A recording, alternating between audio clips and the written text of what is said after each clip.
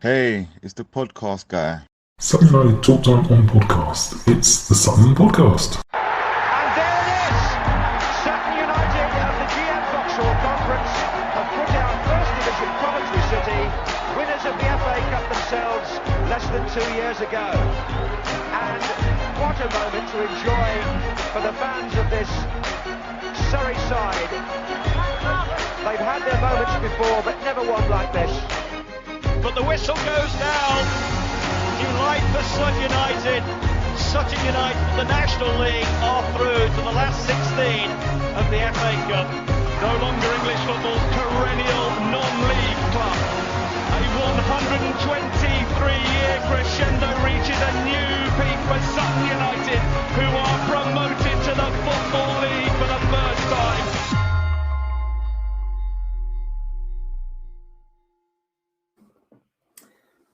Hello and welcome back to another episode of Sutton United Talk Time on podcast. I'm delighted to say I've got a very special guest with us today, and don't normally do this because I'm terrible with facts and figures, as I'm sure people have realised by now, but I have checked some of these before I started. And we are talking someone who has been 10/almost 11 years, 11 seasons as chairman of the board, 35-ish seasons as a member of the committee, 12 years on the supporters club, and a supporter for over 50 years of Sutton United, which is the important stat out of all of those. All those other jobs are very important, but the important one is a supporter. As I've mentioned many times, most of the people on our board are actual supporters of the club. Very, very delighted to welcome Dave Fairbrother. How are you, Dave? I'm fine, thanks. Good evening. How are you?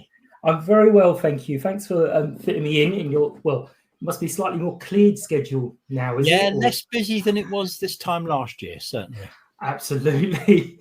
And that's one of the things I wanted to mention, because obviously we all see the stuff going on the pitch and the big important stuff of signings and players and what they're doing.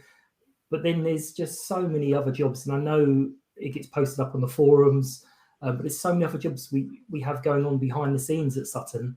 And I've said a few of them that you've done. But how important are the volunteers side still, even though we're a league club, to you guys? Volunteering is still massive at Sutton United. It always has been. It's one of the reasons we think that makes us competitive and builds that special atmosphere within the club, that we've always been based around people who run the club who are supporters, and they work with people that they've known for years as supporters. And the volunteers, we couldn't have got into the National League, we couldn't have got promoted into the Football League without the input of our volunteers. But it has to change because, as I'm sure we'll cover later on, being a Football League club is very, very different to even being a National League club, which was a million miles away from being an Isthmian League club. And we're now a full-time professional outfit, and we have to adapt to be that. Otherwise, we won't be one for long. Yeah, absolutely. And I mean, if he's going to change, we were saying just before we came on, it's really strange being a Football League club. I know we are, and we have every intention of staying there, but a huge part of mine, yours, and a lot of people's identity is non-league football. Non-league football. We know non-league football, and now we're suddenly a league club. But do you think this volunteering is why so many players throughout our history have really had that connection with the club? Because I know that a lot of them keep in touch, and I know a lot of them really, really look out for Sutton even many years after they've left us. I think it is a significant part. I think the atmosphere that the club has is unique. I think supporters of every club would say their club is special and the best. But then you hear people like Paul Doswell and Ian Baird and departing players say, don't change. Your atmosphere really is different to everywhere we've been before. And I honestly think it's true. I'll take you back to a story. I was secretary of the Supporters Club, and we'd brought out a book called Sutton United in the Isthmian League. It was to mark getting promoted into the conference. Mm-hmm. And I had them printed by some local printing firm, collected them, and they were in the back of my battered Mark II Cortina. Took them to the game because I collect them in the afternoon, came out after the game and my car wasn't where I'd parked it. So I'm thinking that one of the players has played a joke on me. But no, someone had nicked my car during the game. On the one night in 55 years when it's ever had anything in the back of it worth taking, they'd stolen my car. So Sutton United centre forward, one Michael Joyce, got me to jump in his car and drove me around Sutton looking for it. That wouldn't have happened at Manchester United, Arsenal, Chelsea, ever. But also, the centre forward then, who was, I won't say he's my hero because I'm 3 months older than him, so it's embarrassing, is now one of my best friends. And again, that doesn't happen at Arsenal, Chelsea, whatever. That players you grew up supporting, and we'll take another example, Larry Pritchard, who was one of my first footballing heroes because he is older than me, funny enough. And again, is now a friend. We exchanged Christmas cards. He came to my wedding. That doesn't happen. And I think that's we're not the only non-league club that ever happens at. It happens at them all. But it happens repeatedly and often at Sutton United. And I think the whole atmosphere of the club is one of we are all in it together. It's a terrible cliched catchphrase AB came up with, but it's true. We are all in it together.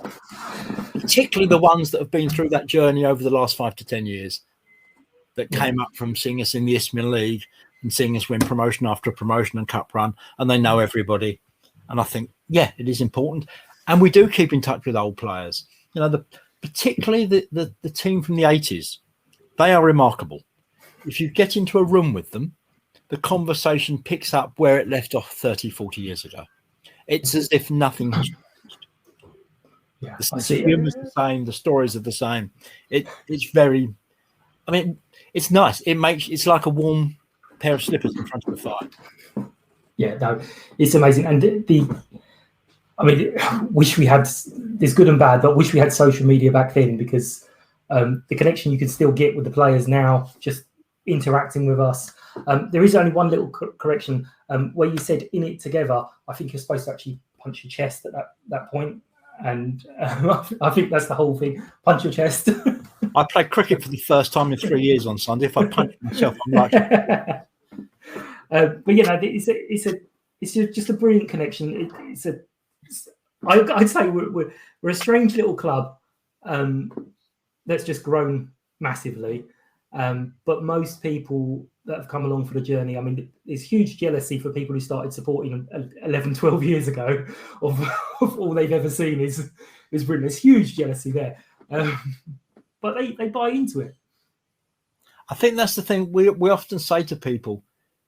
You come down here and hang around, you get hooked and you never leave. And there is a large element of that people have been involved for a long, long time. Poor old Brian Williams, who's no longer with us, joined the club about 40 years ago. And some of us used to refer to him as the newcomer. So, yes. So you supported in the 60s, the great teams and some of the names obviously we know, but you also had scooting forward almost 20 years, the brilliant Anglo-Italian. Yes. Yes, and in a sense, it sort of made this club, I think, because the 60s have been a golden era with the football that Sid Cairns' team played, a forward line that wouldn't look out of place in relative terms as a Galacticos line up at Real Madrid. Now, when your right winger can score 35 goals in a season, the left winger's getting another 20 without the centre forward, adding on to that. It was a fair team to watch. And then the team didn't lose its way, but became harder to replace the players as they left or as they retired. And then the game went open. The distinction between amateur and professionals disappeared. And the club didn't have the money to compete with the new money that was coming into the game. And for 6 or 7 years, we were around the middle of the Isthmian League. And then in 79, we got this invitation to compete in this strange Anglo-Italian tournament that I'm not sure any of us had ever heard of before. John Parsons and one other supporter were the only two people who went out to watch the team in the qualifying games. We did okay. We then won our game in England to get through to the final. Took a plane load, I should say, of supporters out to Italy for the final. Won it. against all the odds, against a team that was higher in status than we were, with a big crowd in a hostile environment, and we won. We went back the following year as holders, had a week in Sorrento of supporters staying out there to watch the qualifying games, and then went back out again for the final in Trieste. It brought the players and supporters close together, but I think it changed the mindset of the players into actually we're a club that can win things. Mm-hmm. Keith Blunt had been the manager, but he got poached by Malmo, who, to people who don't know, at the time they'd just been in a European Cup final, so they weren't exactly minnows. That was a big coup for Keith to go there. Barry Williams, who'd been the assistant, took over, and Barry Williams had his way of building a team, as Dodds did, as Matt does, in his own image, that was successful, and he got the right players around him. And very much team building is about getting the right people. I think it's assumed that if you're at this level, you have ability. It's then about having the right people who've got the right attitude to deliver what you want, or can understand what you want. I think Barry once, in a quote sometimes in the programme, Tony Dolber will correct me, we have a good set of chaps capable of understanding a multitude of set plays. So unusual language for a football manager. Yeah. But that team became successful, and they very much went out together. They partied together. They celebrated together. They drowned their sorrows together. And the supporters were very much involved. We had parties where the supporters would come to end of season discos, Christmas parties with the players, and everyone was part of it. And I think that attitude has really hung on. It really has. And I think winning the Anglo-Italian in '79 was a big turning point in the club history. Yeah, my era we're just kind of coming to, and it's coinciding actually with when you first went onto the committee. I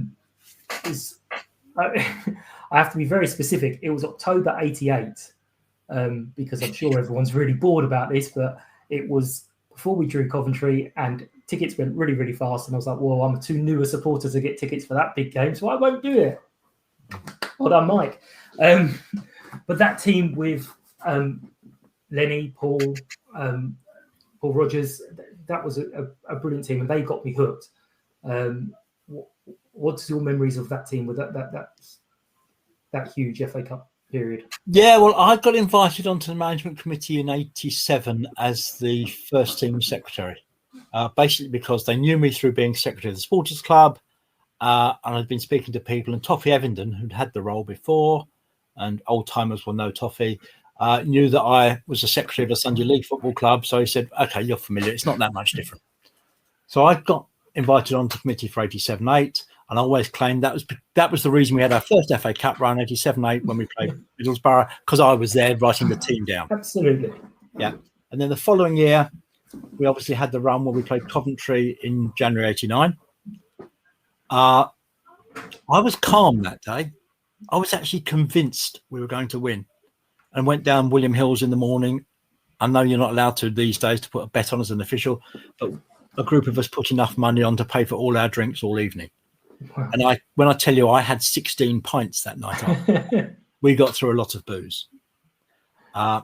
It was interesting that we would win with a team that actually probably wasn't the strongest team we'd had during that period.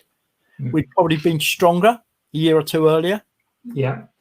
But that team had a belief instilled in them, and they went out. And I think I'm right in saying in the second half, we didn't concede a free kick.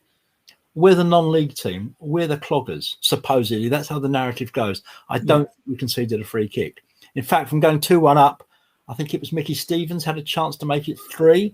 Mm-hmm. And for 20 minutes, Coventry were all over the place. And people look at the highlights and see them peppering our goal.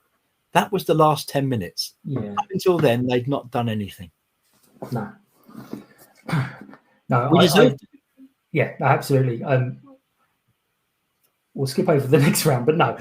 Next round, yeah. I was very sad. I remember the results coming through. I was in Kilburn visiting my parents and burst into tears.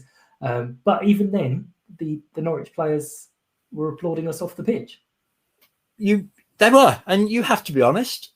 If a top 6 Division 1 club as it was then, Premier League club as it would be now, plays a non-league club, they should win comfortably every time. Mm-hmm. And the fact that just occasionally they don't is what makes it special. So to me, football and cricket and whatever sport is yet all about the effort that people put in and the teamwork, but it's about the glory. It's about doing the things that you remember for the rest of your life, whether you were a player or supporter or an official. And that's the things that drive us on. It's not the cold Tuesday night when you sneak a 2-1 win at Averley. It's playing Arsenal. It's knocking Leeds United out. It's knocking Coventry City out. You remember those, and that's what builds the fabric of the club. And although their history, that's what the club is. The club is its memories and its supporters. Yeah. I mean, I obviously at the time I was quite young. I was 14, 15. I always felt it was very unfair, and I've said this before, that Paul McGinnon would be off in Sweden and Lenny would be doing all the running around, and then suddenly Paul would come back and everyone would be like, yay, Paul McGinnon's back. Didn't quite understand the whole concept. I was like, there's some good mechanics to that, though, because we needed the money. So every year we used to sell Paul McKinnon to Sweden. Then every year he'd come back for free. It was great. Yes, marvellous. Then sort of we come to the 90s, which wasn't always the best. It was a variable decade. Yeah. The team that Alan Gain built played some of the best football I've ever seen a Sutton team play, comparable with the Sid Can side of the late 60s. Gary Thomas, who was picked up out of Sunday or Saturday football quite late in his career and was just magical. You had Simon Quayle, you had Dominic Feltham, you had Steve Brown. Footballers that knew what to do with the ball, were happy in control. And I look back at that trophy semi-final at Wycombe when we won 3-2. Yeah. We were 3-1 up, I think, and could easily have gone 4 or 5 before they pulled a goal back. We were that good that day against the best non-league team in England, managed by Martin O'Neill. Okay, we lost the second leg 4-0. No one will ever convince me that their equaliser wasn't scored by a guy that should have been sent off in the first minute of the match, which might have changed it. But that team doesn't alter the fact that it played such nice football. Yeah, then the rest of the decade, we had a couple of flirts with relegation. And then we appointed John Raines, and we did well towards the end of the decade and obviously won the league again and got promoted. So it wasn't a disastrous decade. It was not consistent. No, but there was changes. I think towards the middle, the newsstand, that I still call it the newstand, was built when we did the Build a Brick. The one behind the goal. Yeah. Was that mid-90s? Or late? Yes, yeah, it would have been, because that was up by the year 2000, yeah. Yeah. So I still refer to that as a newsstand up until very recently, because I think it was. And then obviously, at this stage, you're fully on the committee. And were you still secretary at that stage? Oh, well, let me think. I was match secretary up until 98 or 99, I think, when I became company secretary. So it would have been, obviously our centenary was 98, and I'd been asked to chair the centenary committee. Right. So in 98, I got asked to join the board of directors, presumably as a reward for the work on the committee of the centenary. And then I became almost within 9 months, I took over from Ralph Carr as company secretary. And then a year later, I became club secretary as well, and did those for 7 or 8 years until I suddenly realised one day we were playing at Dover, and one supporter behind the goal said, I can't remember who the player was, should he be playing? Shouldn't he be suspended? And I thought, well, perhaps you're right. And the daft thing with the Football Association is if they make a mistake, it's your fault. Yeah. So if they forget to tell you that a player is suspended, you should have known anyway. Yeah. So I went home and checked. Unfortunately, the player hadn't racked up enough bookings to be suspended, but I thought I missed that. I'm too busy at work. Football's a part-time role. I need to give up being club secretary, otherwise I will miss something. So I stuck with being company secretary, and Gerard Mills took over from me as club secretary at that point. Yeah, I do know about the Surrey FA, especially issuing fines for stuff you went, no, that's not me. Sorry. No, the FA do occasionally still send us disciplinary sheets in the name of Sutton Coldfield, and we have to point out we're But the consequences of a player being suspended in a second round FA Cup tie that you've won, as opposed to a Malden District League Division 7 game, different. Yeah, very different. Yeah. And I didn't want to make that. No, absolutely, yeah. And this would have been the time. My timelines are all off, so forgive. But where we had a really good young team with Nicky, nurses. So that was been the team of '93 with John Nurse. 2003. John Nurse, Nicky Bailey. Yeah. So just after. So towards the end of John Rains's reign at the club. Yeah. So I happened to be talking to Matt Gray the other day. The player, and we were just talking about that, and it felt, obviously from my side as a supporter at the time, it was quite difficult because we had some really good young players and we just couldn't keep them because of the budget constraints, and it did feel like we're never going to be, we just no ambition, and there was all that kind of conversation. But I think people were quite rightly pointing towards like things like Kingstonian at the time, going, this isn't going to happen to us. Yeah. We're going to be playing football at a similar level for 20 years. We're not, but yeah. But bust is not a great model. Yeah, but did it feel disappointing from your sort of side on the board and committee that we just couldn't do more to keep them, or was it just a cut and dry? That's it, we can't do it. I think I don't want to say you know your place, but you know that there are clubs around with bigger buying power than you. Mm-hmm. And then when players are out of contract, so the Bosman rulings started to change the dynamic between club and players. If you go back 30 years, it was always far too heavily in favour of clubs. Personally, I think now it's going the other way. But it did mean that it was harder to keep hold of players. Players had greater freedom, which is fair enough. You have freedom in any other job. You can walk out of your job and go to somewhere else. But I think the big difference was we probably hadn't realised how much difference John Rains made. Mm-hmm. I remember signing one player. I won't name him, but a well-known top non-league player who signed for us for, as he said, a heck of a lot more money than I was on at my previous club. But I've always wanted to play for John Rains. Mm. Player after player said, I've always wanted to be with John. He was just so well liked and so well respected. And I don't think we necessarily realised that once he'd gone, we'd have to pay more money for players significantly. Yeah. It became a lot harder. Mm-hmm. Yeah, so we had a period of, unusually for us, a few different managers. Yeah. So, I mean, you could almost go a timeline with only a few different managers going back years and years and years, but then there was a few different managers. A period of time we struggled. And then as we were floating and bobbing around, along came Doz. Yeah, that was quite strange. We thought we were getting Jimmy Dack as manager. Mm-hmm. We'd almost appointed him a couple of years earlier. And he came along to the caretaker role in the year we went down.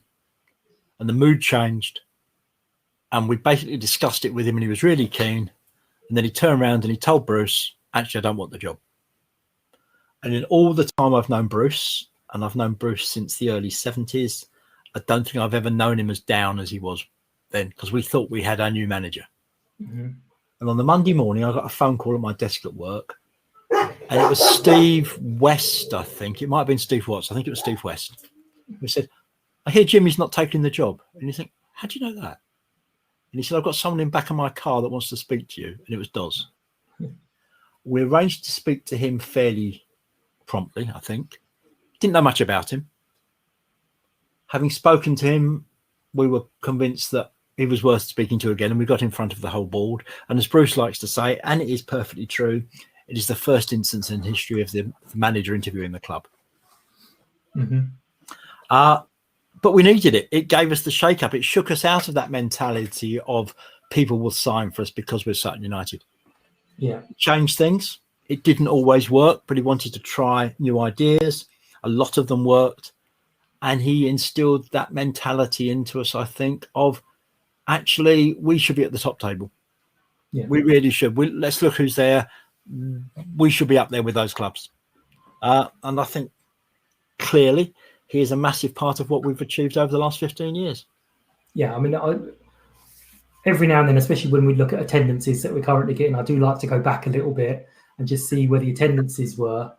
But you can't help looking at the clubs that we were playing against in the same league, and you're like, I just can't imagine playing that club now. Things like Croydon and stuff. You're like, it's moved so far that we just can't imagine playing them again. Well, touch wood, and of course they could come up. So yes, no, absolutely, yeah, absolutely. I get what you're getting at. Yeah, but the Doz era is, I think, I don't remember all the details, and maybe you can, and it's definitely not as dodgy as it sounds. But is that when you had the experience of signing someone in a service station, or was that?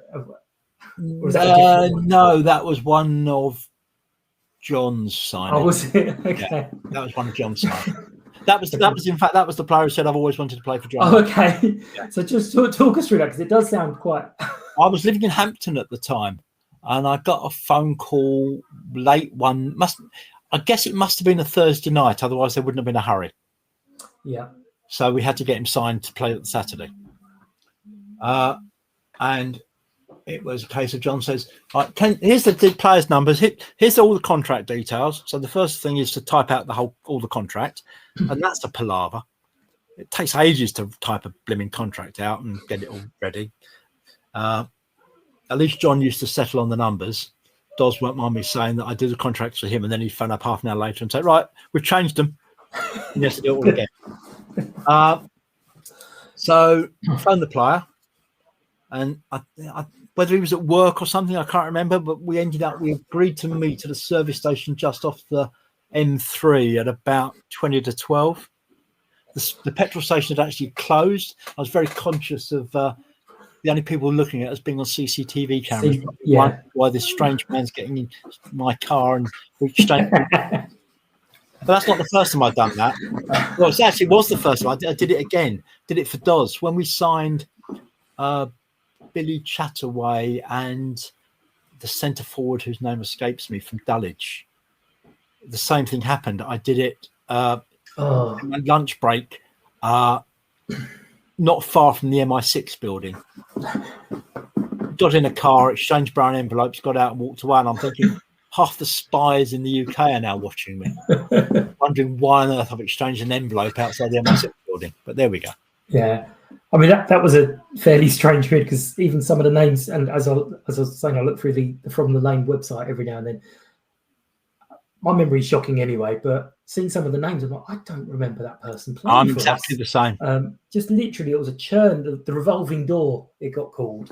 Does sign some great players, and he signed some players who've been good somewhere else that weren't any good for us at all. And he signed some players that gave the impression they didn't want to be there. And no, that happens. It happens to all football managers. That was what happens. And yeah, I don't remember some of those players at all. Yeah, honestly, I look at the list of names and go, John Smith, I don't know who you are. Fred Brown, you played for? I don't remember. You look and see if they played like 40 games. I'm like, I really don't remember. No. But Doz was certainly manager, and I suspect he had quite a lot to do with the whole season ticket, £99 changing the ethos of. It was very much his idea originally. Yeah, he came to us and said, "I've been doing some thinking. We need to get the crowd up. It's a big ground. We need an atmosphere in the ground. How do we get more people in? We should charge." He said, "You know, we've got to keep the money coming, so we can't just drop the prices." And of course, there was an Isthmian League limit on maximum price and lowest price anyway.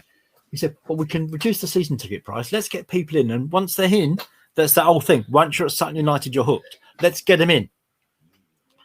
And so he said, "You know, let's go at £99, and let's see what the total income is at the end of the season. And I'm sure as a manager and board of directors, we can make up the difference if we lose money."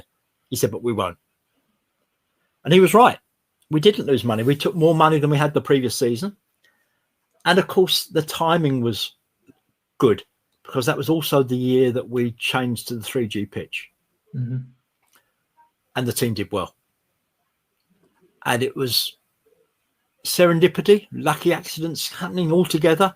3G pitch, lower prices to get in, a successful team.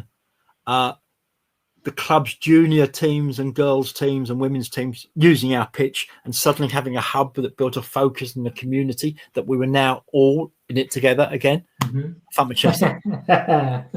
So it all worked, and the crowd went up from 670 odd to 1100 and something, I think. Yeah. And then there was a definite feeling of, obviously, because there wasn't that many season tickets, it wasn't such a big thing before. No. And I used to go to most matches, but when it was like freezing cold and like, I was like, oh, do you know what? I don't know if I can fancy it tonight. But then once you've got the season ticket, you're like, well, I've already paid for my ticket now, so I'm going to go. And there were certain times you're like thinking, yeah, I think I would have rather been at home in the warm, but I'm here now. And I'm pretty sure most people were kind of like, no, I've paid for the ticket. I'm going to all the games. That's it. I've done it now. I was thinking that the other day as I was sorting out my season tickets, looking at them all going, it's changed from £99, but the team's changed from a £99 team. I mean, 12 years on or 10 years on, whatever it is, we can say it was always the intention that it would have to go up. Yeah, no, you can't sustain £99 forever. No. But it went up, I think, in sensible increments, that it was always still a bargain. And I think it's still a bargain now. Yeah, for where we are. Basically, as a London club in the Football League, I think it's still fair value. The one I disagreed with was the year we turned 120 and AB had set the price at 119, and I was furious. I was going, it's our 120th year, AB, that extra £1, come on. That's a marketing man, he was probably torn between the 119 sounds so much cheaper than 120 and the lining up of the year and the price. He probably almost had a heart attack trying to decide. I refused my change. I was like, nope, you keep that £1. So it made me happy. But as you mentioned, the 3G pitch, that must have been a huge, huge talking point and a decision to make. Yes and no. If you know the ground, you'll know that we've always had a problem with water under it. Mm-hmm. And we think it's because we're on one of the spring lines. So I remember I went to Sutton Manor School, and when we laid the swimming pool in the playground, our geography teacher was over the moon because it actually illustrated what he'd been teaching us for years, the line between the chalk and the London clay. Mm-hmm. And that's where you get springs coming up, funnily enough. And we think that line went under our pitch. And our groundsman, who was a director of the club, Steve Moore, many people will know him, have been saying for years, I'm never going to be able to give you the playing surface you want. If you want to play reserve and youth matches on it, you will end up playing on a mud pie at the end of the season, which is why we moved the youth and reserves to Banstead. But we still couldn't get a great surface. We were spending money on it each summer. It was okay for the first few months of the season, better it had ever been. But after Christmas, it wasn't great. And I remember Doz saying the moment for him that made his mind up was when a pass was played out to the wing to Dundo. He went to trap it and it bounced over his foot. Mm. And he said, we can't play football on a pitch like that to win leagues with good players. And Steve Moore, funnily enough, even though his speciality is sports turf, the name of the firm, he'd been saying for a couple of years, you should seriously look at the new 3G pitches. He said that's the only way you'll get a decent playing surface and you'll be able to bring your reserve and youth team back. And when we did the sums, it just made sense. And as everybody knows, it's not a trade secret, Todd said, well, I'll put up the money for it. You can pay me back over a period of time, amortize the cost. He said, it makes sense. And it did. And I think for those of us that are football traditionalists, and particularly if you'd ever played on the old AstroTurf, you thought, oh my God, what we're letting ourselves in for. And honestly, within 10 minutes of the first match on it starting, I'd forgotten it was plastic. Yeah, no. I hear the comments from other clubs and fans in particular. And you think, you're getting your excuses in early. The pitch does not play the way you're saying it does. No, in fact, it was the opposite. And I think it was, I'm fairly confident it was David James. And it was one of the matches, the TV cameras were there. And David James was asked about it. And he said, no, the only advantage this pitch gives you is your pass is going to run true. He said that's the advantage. Is players who can't pass the ball will say it's awful because they're going to get found out. Players who can actually play the ball are going to love it because they know that their pass is going to travel through.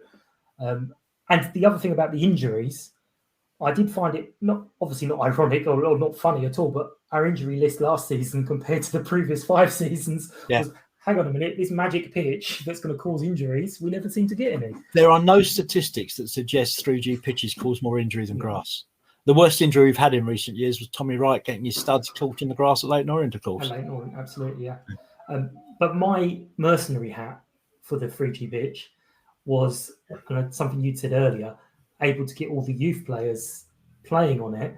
And I'm sitting there looking, going, this is genius, because this is their pitch, this is their home. They're going to tell their kids in 30 years' time, I played there. Daddy was on that pitch, or mummy as well. Sorry. When we were promoted, and we obviously knew we had to go to grass and had to take up the 3G, I can honestly say the directors were so disappointed because we knew what it would mean to lose that facility. And we looked and we looked and we looked about how we could retain it somewhere. And there just wasn't a possibility. It's something I know the club would like to carry on looking to try and get something back, either in the recreation ground, if we can persuade the council to work with us, or somewhere else locally, because it does make a fabulous difference to the community side of the club to have that facility available.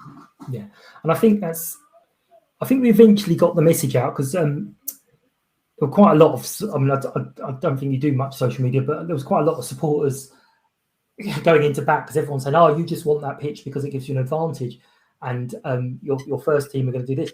And we were all basically saying, we're not interested in the first team. The first team are going to have a pitch. We know that. That's beyond any doubt. What we're worried about is the kids, the ladies teams, the community teams, all these academy sides.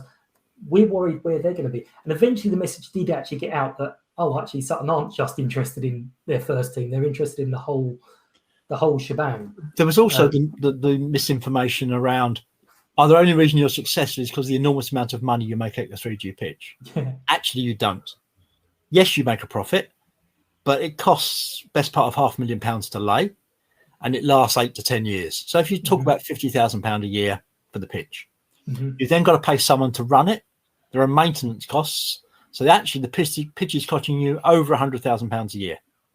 Yeah. And you bring in maybe 150. So actually you end up with perhaps a 40k profit, which is nice, but it's not exactly going to win you the league. No, absolutely not.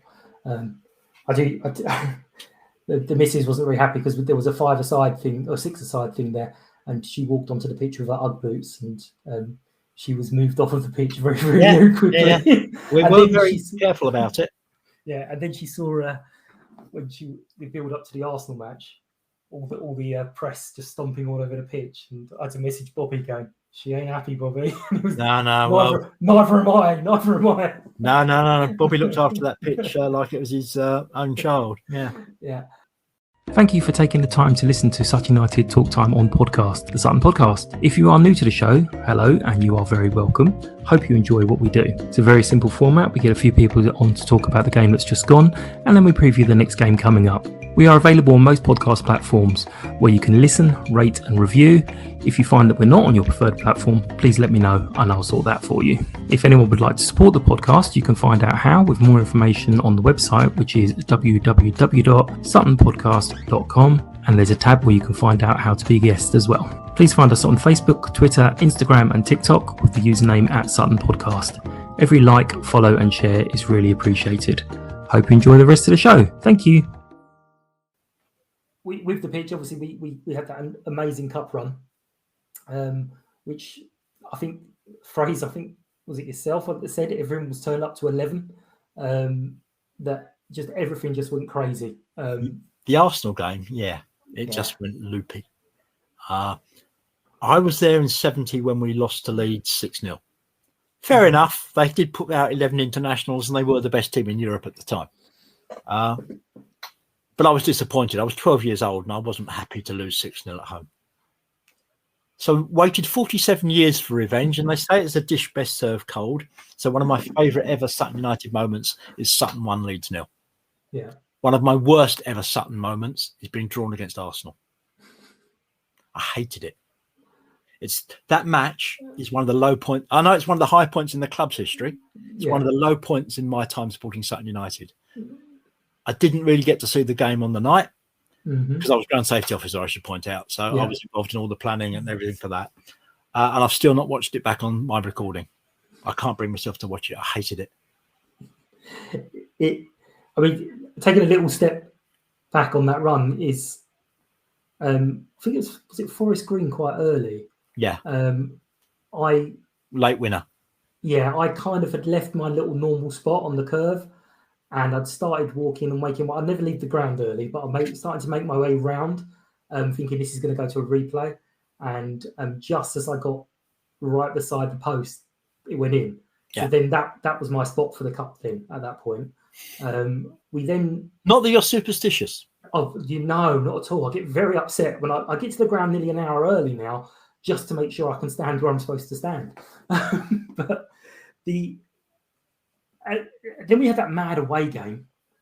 One of the best games I've ever seen. Dartford 3, Sutton 6. Yeah, it was just insane. It was like, don't go to the toilet. You're going to miss something. And it wasn't just any time somebody shot, the ball went in. Every time somebody shot, it was a corker. They were cracking goals. It was just an absolutely insane, brilliant match.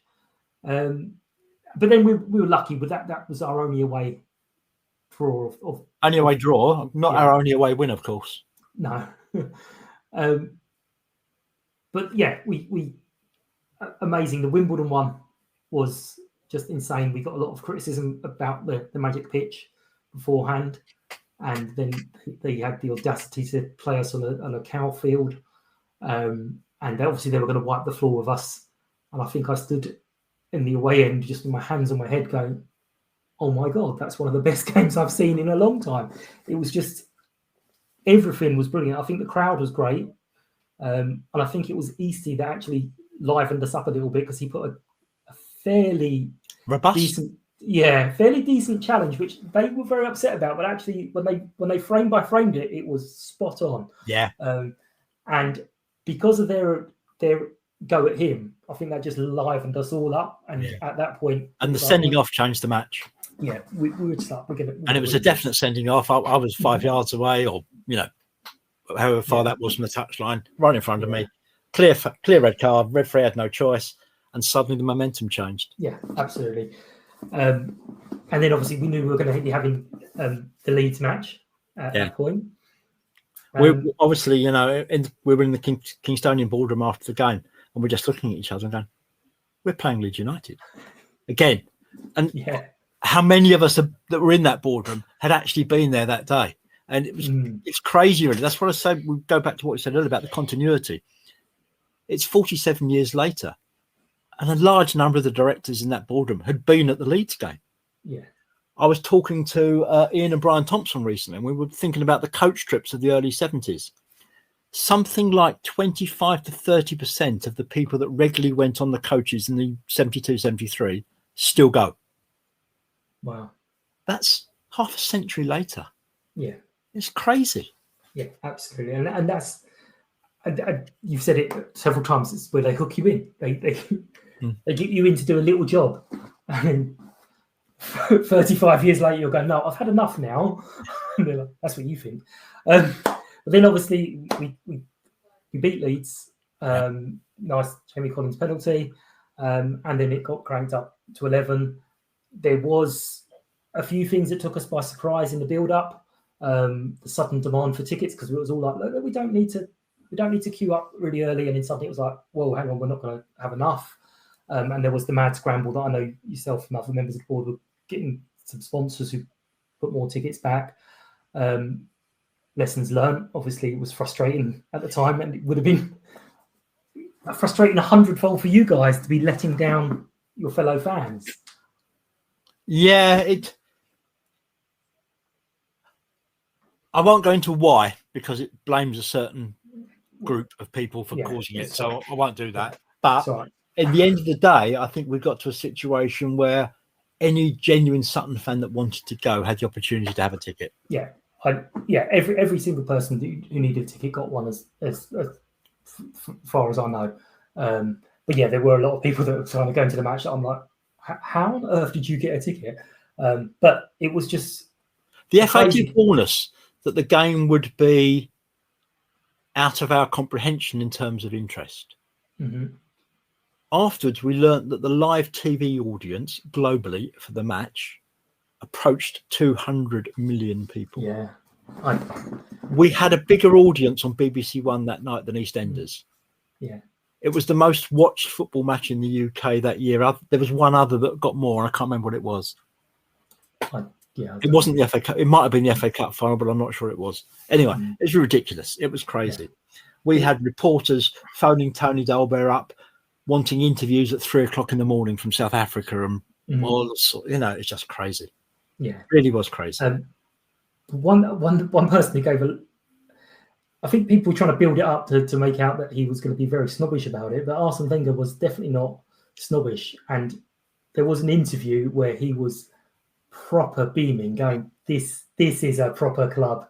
This is how it starts." He said something like, "I came from a humble football background in a club like this, so I like this. This is what I'm used to." But also, one of their directors, a fairly elderly gentleman, and he got to the boardroom and he was a little bit out of breath. And I think Bruce apologised. I said to him, "What's the matter?" And he said, "Oh, I've had to walk here from the end of the road." And Bruce said, "Oh, I'm sorry about that. We just didn't have any parking." He said, "Oh, don't apologise." He said, "This is the most fun I've had in ages." He said, "Years since I've walked down a crowded road with the supporters to go to a big game." He said, "I don't normally get that atmosphere because I turn up in a chauffeur-driven car, get taken straight to my executive box." He said, "This is what football's about." And Arsenal was fantastic. Yeah, genuine, proper football club who treated us with respect and courtesy all the way through. Yeah, and he even sent on, at the time, one of the best players in Britain with Sanchez coming on for the occasion, he said. And then Rory nearly broke the crossbar. Oh, yes. It would have been interesting if that had gone in.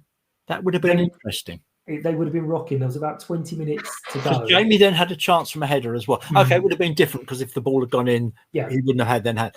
But we had a couple of chances, and we definitely had a chance. We played very, very well that night against a strong side. There was one bit of skill. I mean, I remember Sanchez from the World Cup when I thought I'd never heard of him before that World Cup, and I thought he was the best player, one of the best 2 or 3 players at the tournament. Then he came on to play against Little Sutton. And he came onto the sub, and I think the goalkeeper kicked the ball out to him on the wing, but he was at full speed. And he took the ball out of the air, 5 feet off the ground, at full speed, and brought it under control and went straight past his man with the ball at his feet. And I thought, okay, that wasn't bad. Yeah, we're in trouble here. But no, it was just amazing. The strangest, it was all very strange, but I think the strangest part of it all was if we had won that, we would be playing Lincoln. Yes. Who we'd played in the league recently. And would have guaranteed a non-league team in the semi-final. A non-league team at Wembley. But alas, it wasn't to be. There were obviously other things that happened shortly after that, which I don't want to talk about.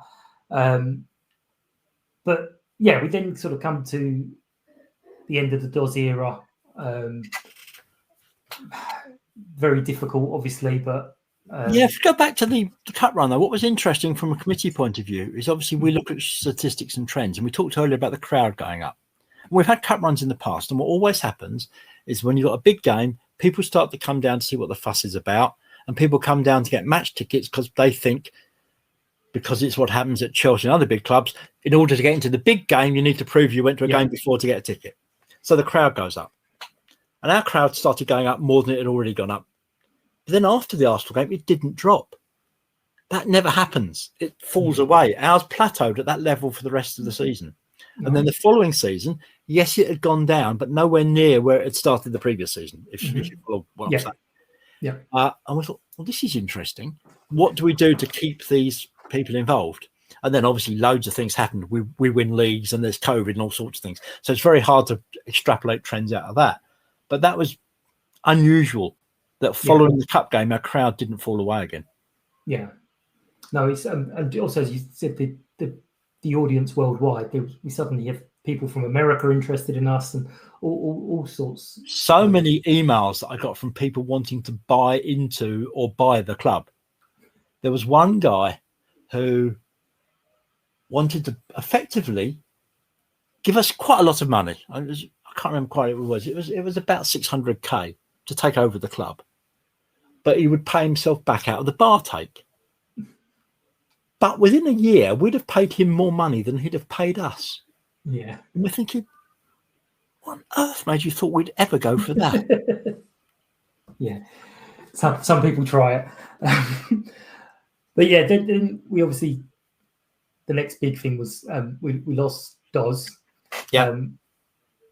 Understandable, I'm going to be honest, with the long journey and things, maybe him feeling that, do you know what, this is as far as I can I remember him when he joined us saying, my office is my car, which is why I have a nice car. The journey to Sutton's about an hour. It's not a problem. Mm-hmm. The time he left us, the journey to Sutton was 2 hours every day and 2 hours back. Mm-hmm. And it was getting him down. Yeah, Honestly was. And he had some young twins as well. He had a large family, he had a young family, and yeah. Yeah, You always know that 10 years is a hell of a long lifespan for a manager. Yeah. So we knew something was coming eventually.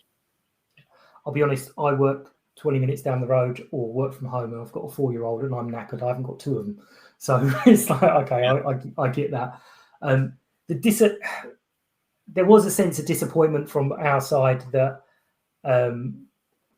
his replacement job came up very quickly. He never said he was not going to be in football, and then he unfortunately used the same phrasing he used when he joined us. But it all worked, didn't it? So why reinvent the wheel? Yeah.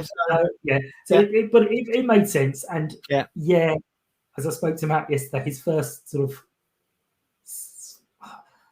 little half season or so maybe the results weren't the best. I think he said to himself 1 win in 14, so there were questions.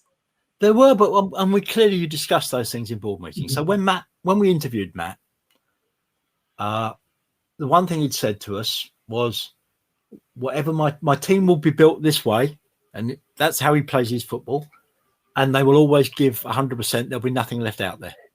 Mm-hmm. And we'd spoken to the players beforehand, and they said, we love his training sessions. It's different. There's a sense of enthusiasm around, we think is the right appointment. And so obviously when the results weren't going so well, we carried on speaking to the players, and they said, oh no, it's great. We know what we're doing. We're enjoying it. We're just not getting any luck. And if you watch those games as a supporter, I think you'd have said the same thing. In virtually every game where we weren't getting points, we deserved to win or draw. Mm. We just couldn't put the ball in the net. And if we made a mistake at the other end, it was going in. Now, I know that's happened to hundreds of clubs and they've ended up going down. And there comes a point in the season when you think, actually, we need to do something about it, and it's easier to change the manager than all the players. Yeah. But we didn't get close to that point at Sutton. And we knew we were playing well, just not having a lot of luck. Then one or two things changed. Ben Wyatt came in for that game at Yeovil, which was a very non-league story. The players hadn't met him. We picked him up on a motorway service station on the way down and signed him 5 hours before the game, just before the limit or whatever it was. And he comes in and plays a blinder. Mm-hmm. And I think we lost at Yeovil that night, but our form turned round.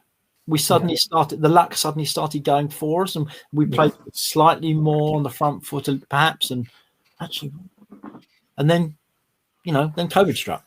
Yeah, so COVID struck, and I haven't quite formulated this idea, but at the time when things weren't quite going well, there were some dissenting grumbles, and then obviously with COVID, there's no one there to make those grumbles, which I'm not going to say save Matt, but obviously save you. I think the grumbles have gone away, because by that time our form was suggesting that we'd have ended the season in the playoff positions. Right. Okay. I'm sure people were grumbling, but that's probably. I think the grumbles may have been a little bit earlier.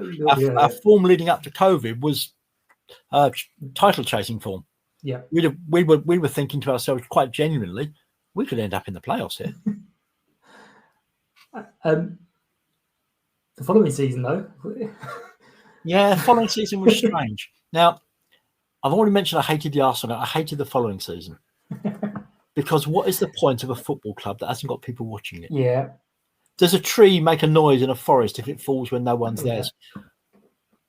So we're playing these games in front of a few scouts and a few substitutes and a few stewards. Yeah. And It was what was back to your interesting- Sunday league games. It was, but you could. One of the differences, you could hear Matt Gray.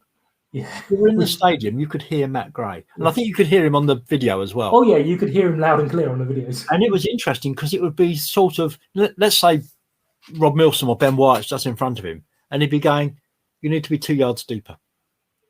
You need to be 5 yards further forward. Get the right back to tuck in a yard." And it was precise. It wasn't about. It was Yeah, it was like moving specific players on a instruction. studio pitch. You need to be there. Yeah. And the other managers weren't saying that. Mm. And we ended up winning the league. And I'm convinced for all the goals that the people scored, the manager earned us points Yeah. by his tactical awareness during the match. Yeah. It was fascinating. He's very quick to deflect and make sure everyone shares the credit. And I did point out, I said, yeah, but there is someone pulling all the little strings and everything. So you've got to take some of it. But it was obviously a difficult time for you as well, because you had to sort out just all the COVID stuff. For my sins, I'm an environmentalist, but I worked for a firm where that meant also studying health and safety and getting various qualifications. And I'd been the ground safety officer. So when the club needed to appoint a COVID officer, everybody else took one step backwards and left me. So, I took on the COVID officer role for, I suppose, about 16 months, which meant writing plans for every single game, reporting every incident of COVID to the league, going through all those procedures, but not just the first team, writing those COVID procedures for everybody down to the girls under sixes. No disrespect to the girls under sixes, but, Club, yeah. everybody, writing them all. And for Sutton Common Rovers, because they needed to use our ground when they were training as well, and for all the academy players and teams. And that really, really got onerous. Yeah. So coming from the back of the Arsenal game, which I didn't like, and then the non-stop COVID, and then the championship season, I'd already said when I took on the job as chairman of the board, I'd do it for 10 years, because I honestly think you have a lifespan, and I think after 10 years, you lose enthusiasm in a role, you fall behind what current thinking and ideas are, and it's good for a change. And I think the timing ended up perfectly it's this summer that I've gone.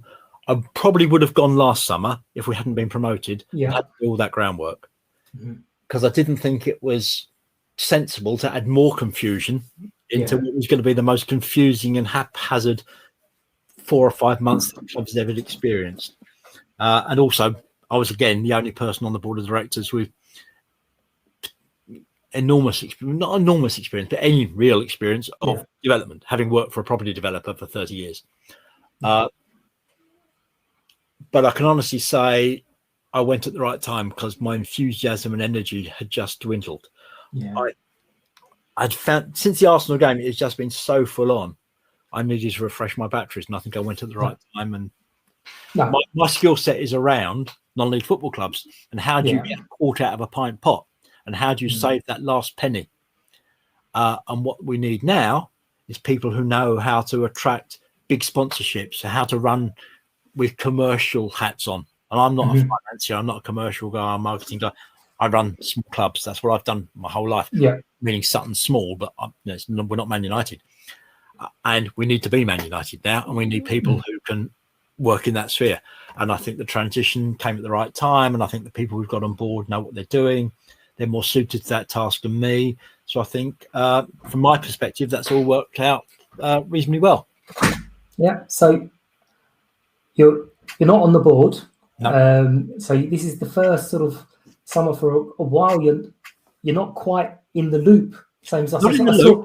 I saw you put a post on the forum going, hang on a minute, I've got no inside knowledge here, but I'm going to tell you about Matt's plans. He plans everything to the nth degree, is what you're saying. He's meticulous. It must be a strange sort of feeling, not... I'm still involved. I'm not on the board, Yeah. so I don't have insider information on anything, and I don't know what the board's planning to do now because I'm not involved.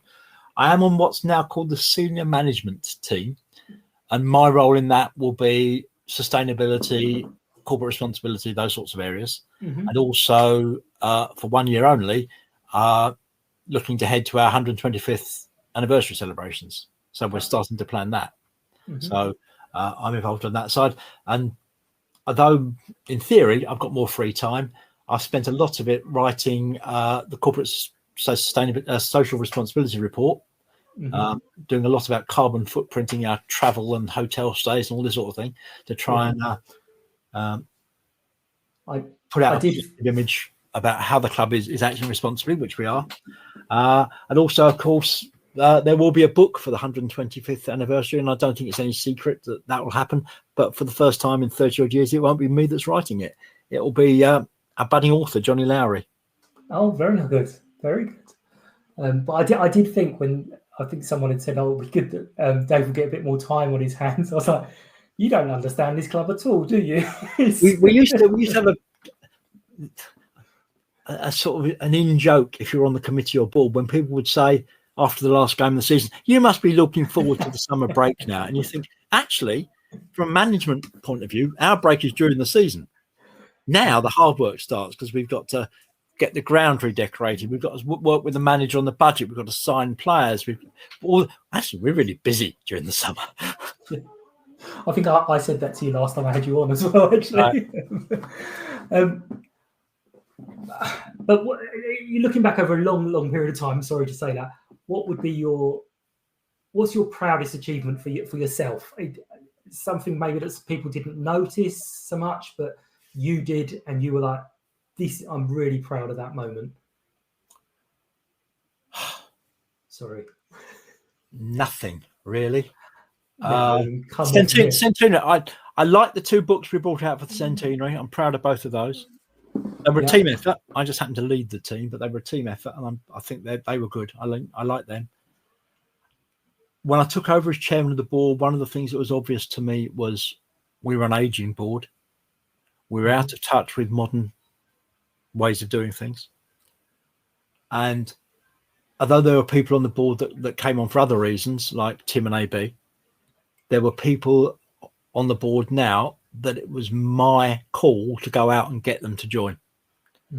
So Dominic, I courted Dominic like he was a long lost date you're trying to go out with for the first time. We had coffee, we had meals over a number of years, and I picked his brains, and he was too busy in his job, and we finally got him on board, and I'm delighted that we did. Pat Carr, Mickey Joyce, that was at the start of the season when we ended up playing Arsenal. And I'd already said, we need someone in charge working with Tony who knows more about digital comms than we do. We're not very good at it. And Pat just happened to have been working in the record industry for a major company doing that. So why look anywhere else when we've got people who've spent a lifetime following the club, whose dad was at the club in 1937, for God's sake. So I'm pleased that those people, I'd gone out and persuaded the board, actually, no, we want these people on board. So I'm pleased with that. So because everything else, I've not had a hand in, but I'm pleased with that. There's loads of things. There's the whole. I know it's annoying and everything. It was the whole COVID thing. It was just the getting through it and answering emails from morons like me saying, "How do we do this? How do we?" And you're like, "Yeah, it's in hand. It's in hand. We're doing it all." The COVID era, I will say, the board responded better than I could have imagined in COVID. We went from meeting every 2 months in person to meeting fortnightly and then weekly over Zoom. And everyone responded because we had no match income, we had no hiring income, we had no bar income, and yet the players still needed to be paid. We did everything we could, and everybody mucked in to save every penny, and to maximise every opportunity we could for every grant that was available, for every means of raising income. So the fish and chip bar on a Friday night and the bottle bar, everybody mucked in, and not just the directors, people like Mark Kidd as well and Alison with the bottle bar. We did everything we could, and I think that helped make us stronger as well, because all in it together again. Yeah, no, it is. It's a remarkable club, and it's it's one that you're always really proud to be part of, even some small part. I mean, there's a little thing in the run up to last season with the Wembley match, and I knew they were busy, but I asked Bruce and Matt if I could have an interview, and they treated me as if I was from the BBC. And it was like, oh my God, I don't want to take up much of your time. And Matt was like, crack on, I've got all evening, I'm fine. So little things like that, I was like, this is an amazing club to be part of. Now, we are going to have to talk about Wembley. Yes. You're one of the, well, I'm going to say select few, but it's not really select few. There's a huge number of people that have seen all 4 last season. No, I wasn't around 63. Oh, okay, so you're only on 3. Yeah. I said recently I was there on the standing behind the goal, and how were you feeling as we were about to win? Because I was on the verge of tears. Nervous. Yeah. I hadn't taken it for granted that we were going to. When the ball went up for 7 minutes, I was thinking, I can't probably disagree, but I was hoping for 5 at the most. No one ever puts up 7, do they? And I thought, no, it's a long time. And when they equalised, I literally just slumped down in my seat, and my wife looked round, and she said, "You don't think we're going to win now, do you?" I said, "No chance." No. Because the goal isn't just a goal. In any game like that, it takes half the energy out of the team that's just conceded the goal. Yeah. And extra time was not what we needed. No, we've all done this to death. But yeah, as soon as it went in, you're like, we might as well just pack up now, because we know how this is going to go for the next half hour. But it was still an amazing day to be there. Yeah, it was. I mean, from a personal point of view, I'd obviously always wanted to go back to Wembley, and I can't believe it's 41 years since we were there before. You never assumed, having been there twice in 12 years, you never assume that it's not going to happen again. Mm-hmm. And I already mentioned that game against Wickham when I thought we deserved to get to Wembley that season, and we didn't. And I was devastated because as match secretary, I wanted to go behind the scenes and do all of that. And I thought, well, I'm going at the end of the season. I'm never going to get the chance to go behind the scenes. So in the very last competition in my last season where we had a chance to get to Wembley, we did it. So thank you, Matt and Dean and everybody else that got us there. So it was nice to go behind the scenes. I'm glad I experienced that. But as I mentioned earlier, I think football is about the glory. And the one thing Sutton United have not done that I've seen is win at Wembley. And before I shuffle off this mortal coil, they're bloody well better, because otherwise I will be very, very angry. I think he's targeting it again. So hopefully we'll be back there. I would honestly, more than anything, I would love to see us win at Wembley. Yeah, I think it'd be different if we did get there again, because I knew there was a chance, obviously, with the playoffs. I think Robbo said, Oaksy, said our 50th professional match was at Wembley, and if everything panned out, our 60th could have been at Wembley as well. But I think if we went back, it wouldn't be such a sort of emotional, oh my God, we're at Wembley, isn't it amazing? It would be like, okay, we're here now we can concentrate on the match. Not that the players were overwhelmed or anything, but I think for all of us there was a definite nervous, oh my God, we're at Wembley.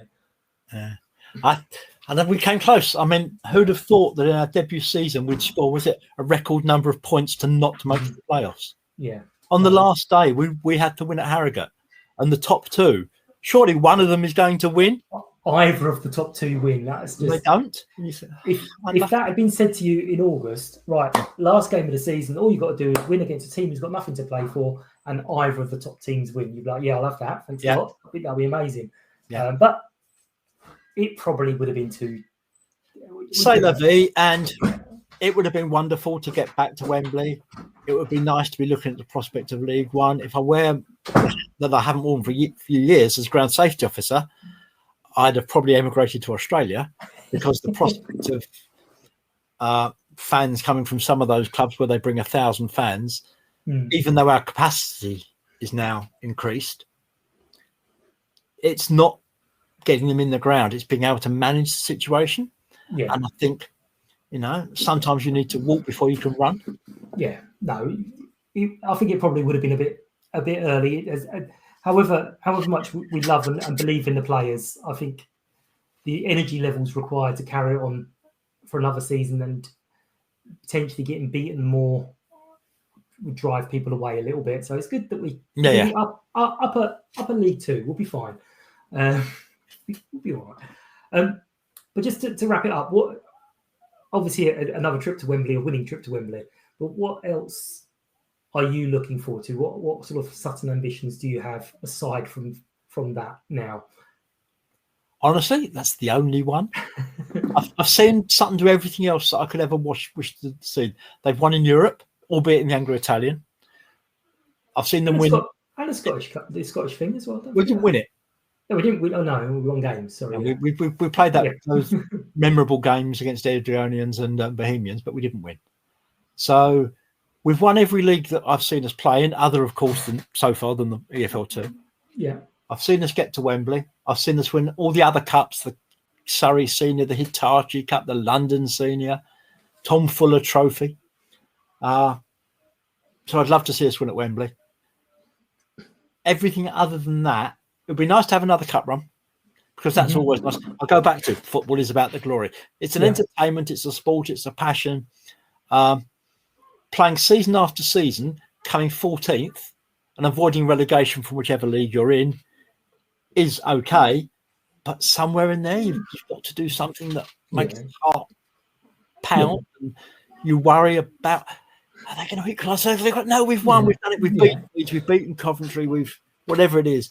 And it's the excitement. That's why we all come back. We want to see our team do something that they've never done before. So I guess promotion at some point into League Two. But my only other ambition will be to not see us be relegated. Because relegation it's horrible. Yeah. You know what division you're in, being relegated says actually we were the worst. Yeah. You don't want that if that's your club. I don't care whether that's the Premier League to the Championship or if it's Isthmian to Isthmian South. You don't want to be relegated. No. So win at Wembley and don't be relegated. There you go. That's all we need, Matt. Thank you so much for your time. I said about half an hour and I've got way over that. So thank you very much. It is really nice for people to sort of hear a different side of what we see. And thank you basically for all the things you've done, all those late evenings, all those early starts, everything you've done over all those years. And personally, thank you for all the emails that you responded to me over the years. You don't notice it. I mean, for the first 53 of the 55 years, you don't notice it. You do it because you enjoy it. So I'm looking forward now to seeing later this week who these new signings are going to be, and will I have ever heard of them? Will I know who they are? Yeah. Are they any good? Are they going to guide us to even greater glories? And that's the thing. You start every season with a blank sheet of paper, and you're all level on the opening day. Absolutely. And the one thing we know is they're going to try and they're going to run. Yeah, that's the one thing you know. You won't turn around and say, players aren't putting the effort in. No. It's not for many, many years can we say that now. But yeah, thank you very much and take care, and we'll see you all around the ground. You will. I've no idea what I'll be doing on match day, but I'll be doing something. So yeah. As long as it's not in my spot, you'll be fine. I promise. All right, thank you. Take care. Cheers. No problem. Bye. United!